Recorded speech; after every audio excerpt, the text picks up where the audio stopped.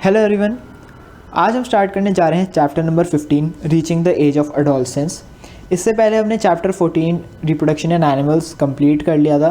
Last video में हमने उसके textbook question answers complete कर लिए थे।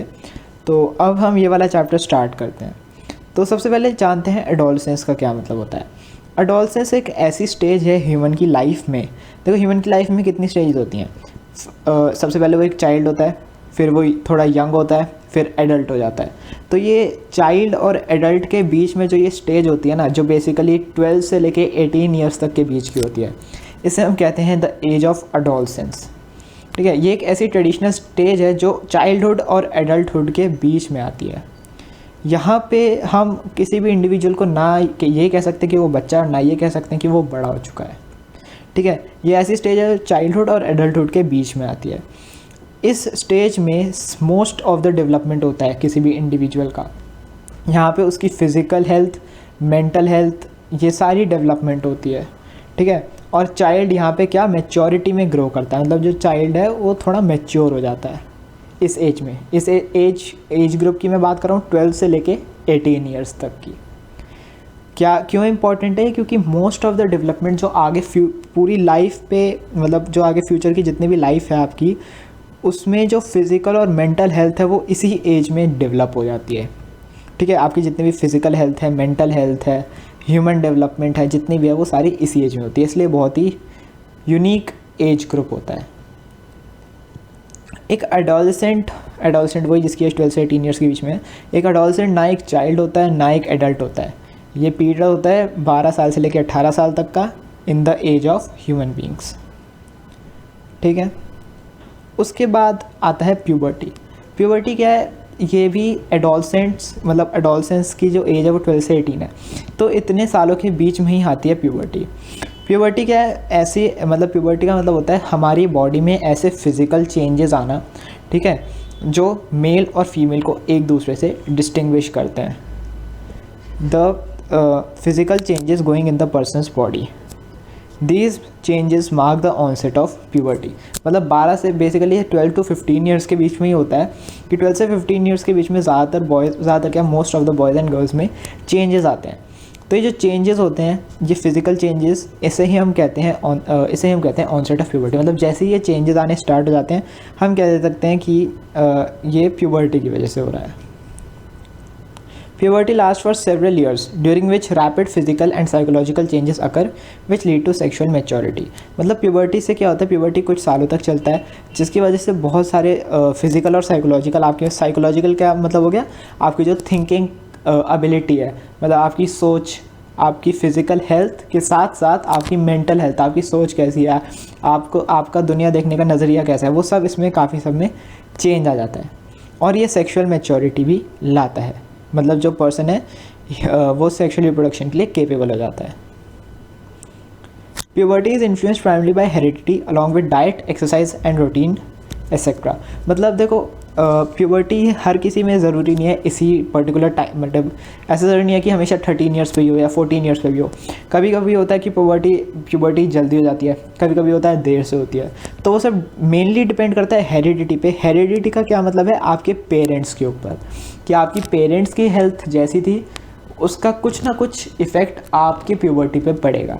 उसके अलावा आपकी डाइट कैसी है, आपका रूटीन कैसा है, आपकी एक्सरसाइज वगैरह कैसी है, फिटनेस कैसी है, ये सब भी प्यूबर्टी डिटरमाइन करते हैं। मतलब ये सब फैक्टर्स भी डिटरमाइन करते हैं कि प्यूबर्टी किस एज में आपको होगी। अब बेसिकली प्यूबर्टी में चेंजेस क्या क्या आते हैं? तो सबसे पहले जो सिग्निफिकेंट है वो है increase in height. Increase in height बहुत ही सिग्निफिकेंट होगा। आपने देखा भी होगा कि जो बच्चे 11 साल तक काफ़ी छोटे थे, 12-13 ईयर्स में पहुंचते ही या 14 ईयर्स में पहुंचते ही उनकी height as compare to earlier बहुत जल्दी बढ़ती है। पहले भी बढ़ रही होगी, ठीक है, ऐसा नहीं है कि वो 7 साल में जितना छोटा था 11 साल में भी वो इतना ही छोटा होगा। 7 to 11 में भी उसकी काफ़ी हाइट बढ़ी होगी, लेकिन 11 से जब वो 14 में आएगा तो उसकी हाइट में जो चेंज है वो काफ़ी ज़्यादा सिग्निफिकेंट होगा। तो ये होता है फर्स्ट चेंज प्यूबर्टी पे, that is increase in height. The onset of puberty period usually result in a dramatic, sudden and visible increase in height and weight. Dramatic मतलब बहुत ज़्यादा, एकदम से बहुत ज़्यादा हाइट में चेंज। एकदम से का मतलब ये नहीं कि एक रात में भी, ठीक है, गलत सेंस मत लेना। एकदम से का मतलब कि विद इन अ मंथ उसकी हाइट इतनी बढ़ गई कि आप फ़र्क देख सकते हो कि भाई 1 महीने पहले मैं इससे मिला था, इतना बड़ा नहीं था, अब मैं इससे मिल रहा हूँ, इसकी हाइट थोड़ी सी बढ़ चुकी है।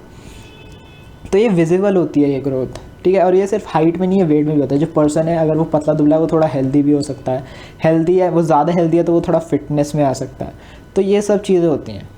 और बेसिकली 12 से लेकर 18 ईयर्स में ना ऐसा नहीं होता कि सारे बॉडी पार्ट्स एक साथ ग्रो होते हैं। 18 नहीं, मान लो 15 ले लो, ऐसा नहीं है कि सारे बॉडी पार्ट्स एक साथ ग्रो होते हैं। पहले हाथ पैर ग्रो होते हैं, उसके बाद फिर बॉडी ग्रो होती है। तो इसी की वजह से कभी कभी क्या होता है, जो स्ट्रक्चर है ना वो किसी भी ह्यूमन बीइंग का थोड़ा अजीब सा हो जाता है। आर्म्स एंड लेग्स जो होते हैं वो ज़्यादा जल्दी ग्रो कर जाते हैं।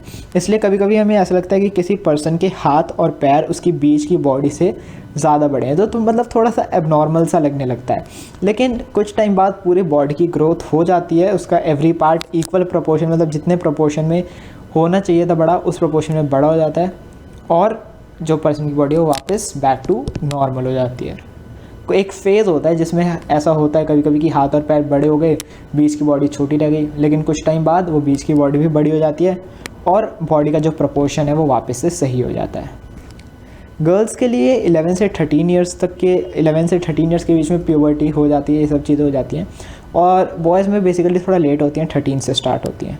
इसीलिए अगर आप कभी देखोगे ना, और मतलब प्रोपोर्शन के बेसिस पे कि 11 to 13 ईयर्स की जो गर्ल्स होंगी वो 11 to 13 ईयर्स के बॉयज़ से कंपेरेटिवली बड़ी होंगी, ठीक है। मतलब जो पहले सेम साइज़ के थे, सेम हाइट के थे, अब वो गर्ल्स थोड़ी सी बड़ी होंगी, लेकिन आगे जाके फिर वही प्रोपोर्शन इक्वल हो जाएगा। सेकेंड चेंज आता है change in the size of heart and lungs. अब ये इतना सिग्निफिकेंट, मतलब इतना दिखता नहीं है, लेकिन ये उतना ही इम्पॉर्टेंट होता है। प्यूबर्टी की वजह से हार्ट और लंग्स की जो वॉल्यूम होती है और जो साइज़ होता है उसमें बहुत चेंज आता है, वो इंक्रीज़ हो जाते हैं। ये इतने ज़्यादा इंक्रीज़ नहीं होते, मतलब लेस अपेरेंट होते हैं, लेकिन इम्पॉर्टेंट बहुत होते हैं। अब ये इम्पॉर्टेंट क्यों होते हैं इसका रीज़न आपको ये बुक में एक्सप्लेनेशन नहीं है। बस ये मान लो कि देखो वॉल्यूम लंग्स की ज़्यादा होगी और हार्ट की वॉल्यूम ज़्यादा होगी, तो क्या होगा, हम ज़्यादा ऑक्सीजन ले पाएंगे अपने अंदर, ज़्यादा जल्दी जो ब्लड है वो पंप होगा, जिससे क्या होगा, हमें ज़्यादा एनर्जी मिलेगी। एडोलसेंट को as a compare to child ज़्यादा एनर्जी चाहिए होती है, तो वो ज़्यादा एनर्जी इसी की वजह से मिलेगी। तो ये थोड़े कम एपरेंट है, मतलब इतना दिखता नहीं है, ये ग्रोथ दिखती तो बिल्कुल भी नहीं है और इतनी होती भी नहीं है, लेकिन जितनी भी होती है वो बहुत इम्पॉर्टेंट है। Next comes change in body shape. Body की शेप में बहुत ज़्यादा चेंज आता है। 11 ईयर्स से नीचे हर किसी की बॉडी सेम होती है, लेकिन जैसे ही वो प्यूबर्टी में आता है, जैसे ही वो एडोलसेंट बनता है, उसकी बॉडी में काफ़ी चेंजेस आते हैं, उसकी शेप और उसकी बॉडी की साइज़ में बहुत चेंजेस आते हैं, which are different in males and females. और ये जो चीज़ें होती हैं ये मेल्स और फीमेल्स में अलग अलग होते हैं, ठीक है। ये फीचर्स ही मेल्स और फीमेल्स को आपस में डिस्टिंग्विश कर देता है। Next comes change in voice. Voice का जो एक चेंज है वो आप सब ने नोटिस किया होगा कभी ना कभी, ठीक है। अगर आप किसी से मिले हो, उसकी आवाज़ पहले पतली थी, ठीक है, 1-2 साल बाद आप उससे मिल रहे हो, मतलब पहले आप उससे मिले जब वो 12 ईयर्स का था, फिर आप उससे मिले जब वो 14 या 15 का हो चुका है, तो आप नोटिस करोगे कि उसकी वॉइस में बहुत ज़्यादा चेंज आ गया होगा, ठीक है। तो ये चेंज इन वॉइस काफ़ी सिग्निफिकेंट होता है। अब इससे पहले थोड़ा सा हिस्ट्री जान लेते हैं कि वॉइस, आपने पहले भी पढ़ा है साउंड वाले चैप्टर में, जो वॉइस है वो किसकी वजह से आती है, लैरिंग्स की वजह से। Larynx gives the characteristic pitch of voice to every individual. Pitch का क्या मतलब हो गया, यहाँ पे बेसिकली पिच को हाईलाइट करके बोला है। पिच का मतलब हो गया कितनी पतली या कितनी मोटी वो आवाज़ है, ठीक है। तो जो पिच होती है वो लैरिंग्स कंट्रोल करता है। It is actually a tube shaped piece of cartilage present in the throat. एक ट्यूब की शेप में कार्टिलेज एक मसल मान लो आप फिलहाल के लिए, एक ट्यूब शेप की मसल होती है जो हमारे थ्रोट में, मतलब हमारे गले में प्रेजेंट होती है। प्यूबर्टी से पहले, मतलब 11 साल की उम्र से पहले, जो लैरिंग्स होता है वो साइज़ में छोटा होता है और वोकल कॉर्ड्स भी बहुत छोटी और पतली होती हैं, ठीक है। लैरिंग्स भी छोटा है और वोकल कॉर्ड्स भी पतली और छोटी हैं, जिसकी वजह से जो आवाज़ है वो बहुत हाई पिच की होती है, मतलब बहुत पतली आवाज़ होती है। लेकिन जैसे ही प्यूबर्टी में आते हैं वैसे वैसे क्या होता है, लैरिंग्स का साइज़ बढ़ने लगता है और वोकल कॉर्ड्स भी लंबी होने लगती है और मोटी होने लगती हैं। एकदम से नहीं होती, ठीक है, ऐसा नहीं है कि एकदम से लैरिंग्स एक रातों रात बड़ा हो गया। धीरे धीरे बड़ा होता है। और ये धीरे धीरे बड़े होने की वजह से ही होता है ज़्यादातर कि प्यूबर्टी में जो बच्चे आते हैं उनकी जो वॉइस वगैरह है उसमें भी काफ़ी वो आ जाती है, डिस्टर्बेंस आ जाती है। मतलब ऐसा लगता है कि उसका गला ख़राब हो रखा है, लेकिन बेसिकली ऐसा नहीं होता है। क्यों, क्या रीज़न होता है इसका? बिकॉज उसकी जो लैरिंग्स का साइज़ है वो इंक्रीज़ हो रहा है, ठीक है। उसकी जो वोकल कॉर्ड्स हैं वो लंबी और मोटी हो रही हैं, which makes the voice deeper. और जैसे ही उसका लैरिंग्स का साइज़ इंक्रीज़ होगा, वोकल कॉर्ड्स का साइज़ इंक्रीज़ होगा, उसकी जो आवाज़ है वो लो पिच की हो जाएगी, मतलब मोटी आवाज़ हो जाएगी। उसके बाद एक जनरल सा topic, Adam's apple. Adam's apple क्या होता है? जो प्यूबर्टी वक्त लैरिंग्स जो है वो बड़ा हो जाता है, जिसकी वजह से वो हमारे जो नेक की आउटर स्किन है, जो हमारे फेस की तरफ जो हमारी नेक की स्किन है, वहाँ से वो प्रोट्यूड्स आउट, मतलब वो बाहर की तरफ निकल जाता है थोड़ा सा, in front of our throat के फ्रंट वाली साइड की, जो थ्रोट की फ्रंट वाली साइड है वहाँ से थोड़ा बाहर को निकल जाता है। उसको हम नाम देते हैं एडम्स एप्पल, ठीक है। अगर मैं यहाँ पे हल्का सा आपको ड्रॉ करके दिखाऊँ तो जैसे ये नेक है, तो नेक से हल्का सा ऐसे बाहर से आ जाता है ना कुछ, ये ऊपर आपका हेड हो गया, या नेक से जो हल्का सा कुछ बाहर निकल आता है ये एरिया, इसे हम कहते हैं एडम्स एप्पल, ठीक है। This is called Adam's apple. Larynx grows more in boys than in girls. अब लैरिंक्स का जो साइज़ होता है वो बॉयज़ में ज़्यादा ग्रो करता है एज़ कम्पेयर टू गर्ल्स, तभी बॉयज़ की आवाज़ मोटी होती है as compare to girls. Girls की आवाज़ पतली होती है, बॉयज़ की मोटी होती है। दिस इज़ द रीज़न, क्योंकि बॉयज़ में लैरिंक्स का साइज़ ज़्यादा इंक्रीज होता है। This results in the highlighting of Adam's apple in front of their next. इसी की वजह से जो बॉयज़ की नेक है, बेसिकली बॉयज़ की नेक में होता है कि बॉयज़ की नेक के सामने एडम्स एप्पल आ जाता है। Last point, increased activity of sweat and sebaceous gland. जब कोई बॉय या गर्ल, कोई भी बच्चा जब प्यूबर्टी में एंटर करता है तो उसमें मतलब उसने नोटिस किया होगा ये चीज़ कि उसके हाथों पैरों से पसीने ज़्यादा आने लगते हैं। हाथों पैरों से क्या, पूरी बॉडी से जो उसके पसीने, थोड़ा सा भी को काम करता है उसके पसीने आने लगते हैं। उसके अलावा उसके बॉडी पे नहीं, बेसिकली फेस पे पिंपल्स, एक्ने, ये सब हो जाता है। तो ये सब होता है sweat glands and sebaceous glands की वजह से। स्वेट ग्लैंड्स हमारी बॉडी के वो ग्लैंड्स हैं जो स्वेट को रिलीज़ करते हैं। प्यूबर्टी के वक्त ये डेवलप होते हैं, और डेवलप होने की वजह से इनका जो स्वेट एक्सक्रीशन होता है वो इंक्रीज़ हो जाता है।